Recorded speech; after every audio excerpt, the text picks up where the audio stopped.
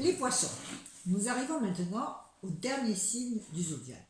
C'est un signe d'eau, mais là ce n'est pas l'eau des rivières, ce n'est pas l'eau des marécages, c'est l'eau de l'immensité, des océans, des mers immenses, profondes, des mers un petit peu mystérieuses aussi. Cette planète est dominée par Jupiter et par Neptune. Neptune, c'est le dieu des océans, c'est Poséidon aussi. C'est une planète mutable, c'est la fin de l'hiver, le printemps va jaillir. Donc il y a toutes ces forces qui sont là, qui sont cachées, et qu'il va falloir utiliser à nouveau pour un nouveau cycle de démarrage, parce que nous recommençons avec le bélier. C'est un signe très confus. Les poissons, c'est un signe très sensible, qui s'imprègne, qui ressent tout. C'est un peu comme s'il n'avait pas de peau. Il peut être très influençable. Alors, soit c'est la charité totale, c'est un être qui est ouvert à l'immensité, comme c'est la fin du cycle. Donc, il retourne à l'essentiel, c'est-à-dire à la vision spirituelle, à l'unité, à la fusion dans l'absolu.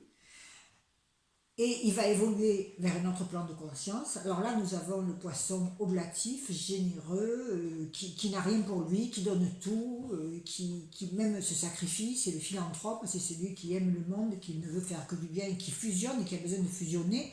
De toute façon, le poisson, il a besoin d'avoir un credo.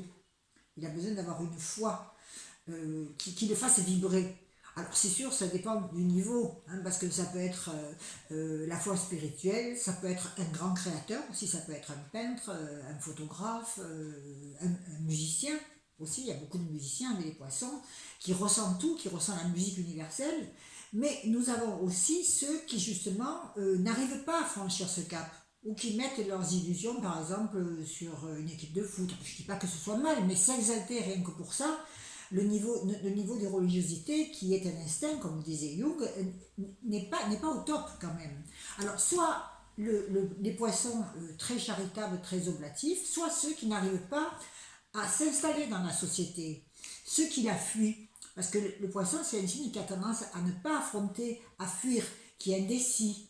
Alors, ceux qui ne s'incrustent pas dans la société, qui n'arrivent pas à avoir quelque chose de stable, ils peuvent fuir dans les médicaments, dans les drogues, dans l'alcool. Ça peut être des parasites sociaux, des gens qui n'arrivent pas à s'imbriquer quelque part, des gens sur lesquels on ne peut pas compter parce qu'ils n'ont pas la notion de temps, parce qu'ils n'ont pas la notion précise. Vous voyez, les poissons, eux, ils vont dire, et c'est aussi juste que le reste, ils vont dire ce qu'ils ont ressenti. Ils vont donner une explication à partir de ce qu'ils ont ressenti. Ça ne va pas être comme la Vierge qui va expliquer d'une manière très méthodique ce qu'elle a vu, numéro 1, numéro 2, numéro 3. Non, le poisson, il va donner son impression.